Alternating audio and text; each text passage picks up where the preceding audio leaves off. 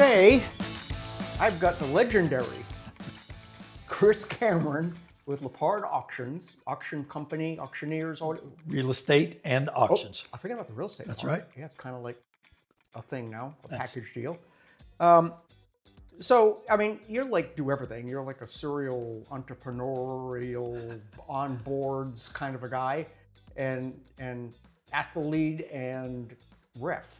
I get bored easily, so I don't hold still. I can see very that. well. Yes. Yeah. Well, out of all of those things, why did you decide to be an auctioneer? I get to think talk people louder that than know everybody? me well would tell you I get bored easily, so I'm always kind of looking around. With what I was doing insurance-wise, my downtime was really, insurance is really busy at the end of the year, right in the middle of the year when people are really trying to switch, if they will. And so I had some downtime and grew up looking, going. My dad loved auctions, so we went to auctions quite a bit with my dad, and so they'd always been out there. And anyway, met Troy and the gang at an auction one time. Kind of like so many people, became a groupie. Troy Lippard. Okay, yes, yeah. Troy Lippard. Kind of became a little bit of a groupie, following around, just watching the show, watching him. It's a lot of fun to watch a good auctioneer. Yeah. And after a couple of times there, he was like, you could do this. And I'm like, I don't know. So anyway, I jumped off the ledge one day and told my wife I'm going to go to Missouri Auction School. And Is that school still going? It is. It's the oldest. That's like the legendary. It is the oldest. There's a lot of them out now, Sure. obviously, but it is the original oldest auction school out there, I believe. Wow. So yeah, went up to Missouri and did that, and got my real estate license at the same time, and dove in Now we're head the first and business went of for it. Fly in here. A lot of people don't understand. They see the ads in the paper and then they see the auction, but they don't realize the behind the scenes, what all it takes to put an auction together. And there's a lot of work. Yeah, and depending on how you go about it, whether you're talking online, like we do so much now, that flies. You quit shooting him over here. Keep him over there. The change that has happened, where we used to show up to a house and put the tables out and drag everything out and one item at a time and run through it and sold and it's yours. Snowing, rain, That's right. Bringing the tents out, whatever it was to get things sold is so. I've been doing it 10 years now, and when I jumped in, that's how we did it whenever I first started. So I've seen the change drastically from online from live COVID to online, and the change. And what we do now is people they don't understand what we do. How many times we touch an item now to get it ready, to picture it, to describe it, to upload it into the auction and all that stuff. So the behind the scenes is way different now. We have a whole team there in Enid now. But my wife bought some junk thing the other day, and we Treasures. Treasures. Very good, thank you. And we went up to the shop where facility, everything is, and wow, I was amazed. Which we have 2 of those now. That's how many. No kidding. Yeah, we have 2 of those large shops now that there's either somebody backing up, dropping stuff off, or people are backing up and loading stuff out about every day. About every day. Yeah. So we've got a team in the West shop. We call one the West shop, and then we've got a team in the East shop as well. So yeah, there are people lined up to bring us stuff. Wow. All the time. I know when I was there were like 4 or 5 tables of things I was interested in, and she says, well, that's in 4 weeks. And it's just scheduled, bang, bang, bang, bang, bang. It's like a machine. It's we've got a great group in there right now, but it's hard to find those people. Just like Renee and Cheryl here from town, they help us out quite a bit there. They've almost become our shipping department. Yep. And then they kind of fill in wherever we need them, from the shops to the houses to shipping. Wow. Well, I know I had, some people know that I was in the business. I wasn't an auctioneer, but I did the business side. And so I did a lot of the dragging stuff out of barns and cleaning it and Presentation. taking photos, and then, doing the real estate side. I drove all over the country looking for something that didn't match the picture anymore, and so yeah, it's a lot of work. Yeah, it is. So why is it that people would choose an auction over like a retail kind of traditional listing Yes. type deal? So good question. It's kind of scary. It is, and being pretty conservative whenever I first started with them, it really was a deal. But since I've been there and the experiences I've had, a couple of things for me, my selling points are, we don't have to play that game necessarily of somebody bringing in this and then, we just keep working towards it. It just happens out in the open. Yeah. We're bringing all the buyers. Here's the day. They're all coming and we're going to sell it this day. We know that's the day we're going to do it. And so bringing all the buyers there, for me, that makes it really nice because we know what day we're going to sell it. The other thing is, so many times I've seen now, Troy always tells you the stories of, I remember back when this happened. Back in the day. But now I've been there, done that, and it does happen. Somebody will think they're, you sit down with them and you're like, hey, how much are you thinking you want for that? And you're like, I think we can do that. Mm-hmm. And then you just blow by it in an auction because of the excitement. Yep. And so you're over what they were hoping for. And a lot of times, we do that a lot. Yep. So not setting a limit, I guess, is kind of a cool way to tell them, hey, I think we can get you that and more. Well, I've actually bid on quite a few real estate pieces as well as other things, and it generally blows by where I'm comfortable with. So, Yeah, and we tell everybody, we got to have all those people, right? You got to have people willing to pay this to get to the people that are truly going to pay what you're hoping they're going to pay. They just want it regardless. And Yep. so what is, do you find that the online auctions bring in more buyers from outside the local area? Before, when we drug the tables out, you'd get the neighbors and friends and family, whatever. But now you've opened it up to the whole world if you want to ship that far. Yeah. So it drastically has changed, and really COVID is what set all that in motion. Whenever they kind of hunkered us down and couldn't do certain things, so that's when we learned the value we actually had of that online presence already.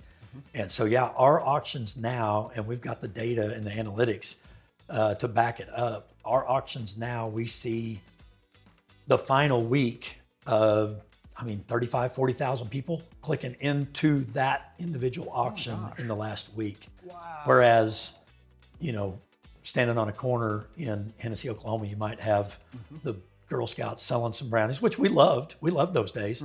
But, really was your closest friends and family getting your stuff. And so, and it's hard to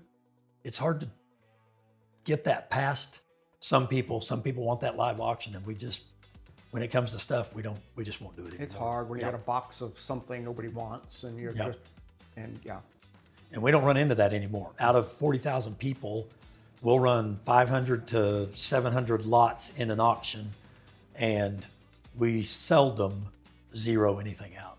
Wow. Most of the time, the hardest thing we have is if John in Godibo is bidding on 27 things, and at the end of the evening when the auction closes, he just bought one. He may not drive from Godibo, so we got to figure out what are we going to do with John's one item. I never really experienced it because as I was getting out of the auction business, the online stuff was just barely starting. It was kind of crude and, and then, but my first real experience with a modern day thing was when we built this building and I bought a lot of items online, and it was like, this is so cool. We actually got to see what we bought, all the furnishings at a big auction. And it was neat because what I thought it worked like eBay, where the last guy bid win. No, when you bid it resets. It's like, no, and that's the hard part to educate That's really the hardest job I feel like we have nowadays, is educating the buyers, the bidders out there, and you beg them to go watch. Just go watch one before you either come to a live one, go watch one. Come, if you're going to bid online, pull it up 2 nights before and watch one close out, because if you're not on a computer watching it close out, it gets a little wild. It's fun. Yeah, it's fun if you're understanding it and you're ready. Yep. It is fun. It can be. I mean, I hear so many people are like, I was bidding on this and it went by, and I thought I was the last bidder. Yeah, you can't blink. Yeah, there's no going to the bathroom. Get dialed in. We tell them to get dialed in. Well, what's one myth about auctions you'd like to bust right now? This is Mythbusters. You know, the biggest myth always is auctions are fire sales. Auctions are, there's a problem. There's something wrong. And man, it's just not that way anymore. You know, we have sold properties, for example, one in Edmond that they had listed for 3 years. They'd had it listed at 800, 900,000. I mean, it was a nice, very nice property. And the guy finally, we ran into one of the real estate agents at a seminar, and she was like, I don't know what to do. And one of our guys said, hey, let's auction it off. So we did. And it ended up selling, you know, been on the market for 3 years. We sold it for 1.4. Yeah. And the guy was like, thank you, I'm happy. Wow. So the whole fire sale thing, I mean, there's still a lot of things out there that bring us to the table. I mean, you know, people want to sell something as is, or, you know, stuff like that. So they think that's probably where we come into play. So I think that fire sale, because they even changed the comp law now, if you're pulling comps to compare prices on things, where auction, you never used to do that. That's right. Yeah. And nowadays it's you can use auction prices as comps too. Well, how do you help? Because I've never experienced, you know, buying a real estate piece. So do you help someone you think is a legitimate buyer and that? Do you take them to the bank and do all that kind of stuff you would do in a normal retail sale, or how does that work? Yeah, so another really good question, because we get that a lot.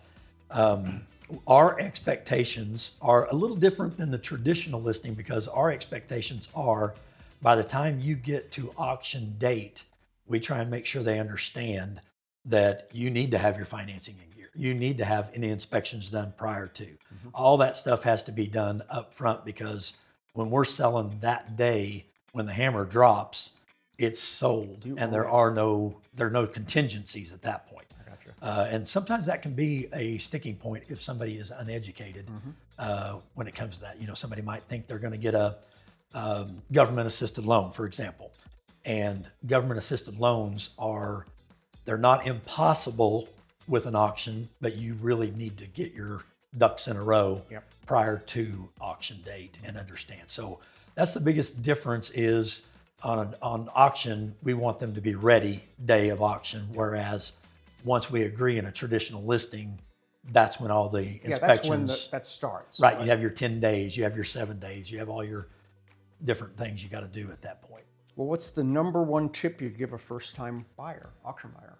Well, so earlier, my suggestion is always to don't be afraid to ask questions, but understanding, for example, if it's online, watch it one close. If it's live, come watch one live. That's my biggest tip to any of them, is to just come watch it and get comfortable and understand that it's okay. Or the other one is, hey, tell them just stand over in the corner with their hand up and we'll tell you when it's over.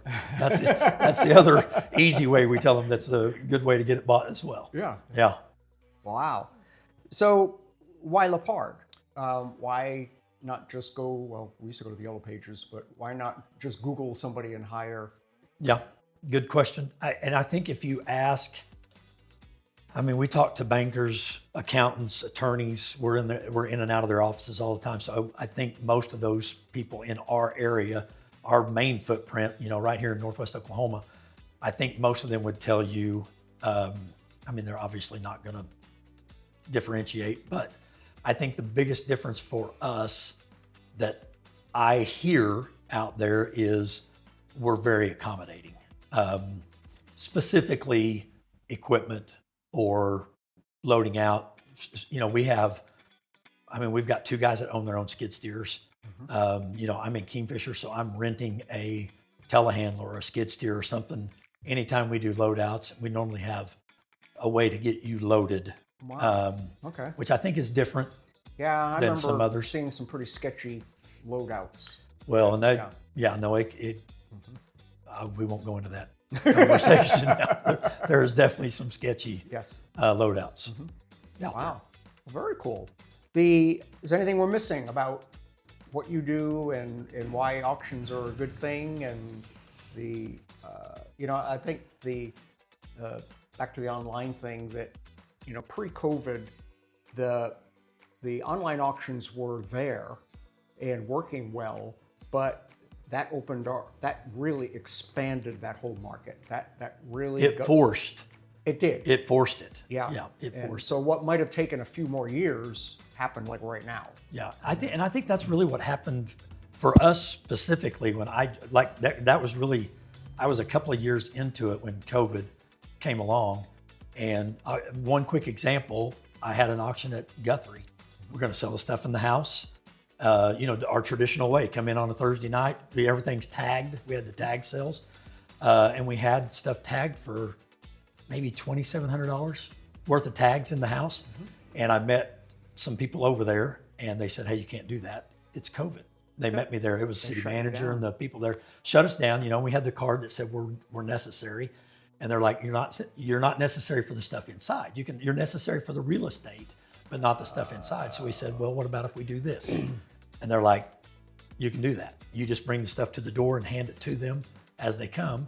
And what we had tagged at $2,700 when we sold that online auction was almost $9,000. Wow. So that's when it was like, hey, holy mackerel. Maybe we have something here that we need to look at. And that's really when it's been a rocket ship. We were talking about it at a company meeting today. Used to be in the summers, harvest, everything else kind of got a little quiet, and there's just straight through. Yeah, there's no quiet time. Yeah, I remember the spring was always our very heavy auction. It was fun to watch the Enid newspaper because they would have like 2 whole pages of nothing but auction ads, and then the next month there weren't any. Yeah, now it's just we are just like I said, those 2 facilities in Enid. Between that and then I think there's about a dozen of guys like me that work for Troy. So it stays plenty busy. Very cool. Well, thanks for hanging out today, Troy. You're not Troy. Oh, brother. Chris, I get it. Here. I get it all the time. Chris, I'm talking to Troy earlier, but I get it all the time. I appreciate you. Yeah, I appreciate you having me. It was a good time. Awesome. Stay tuned.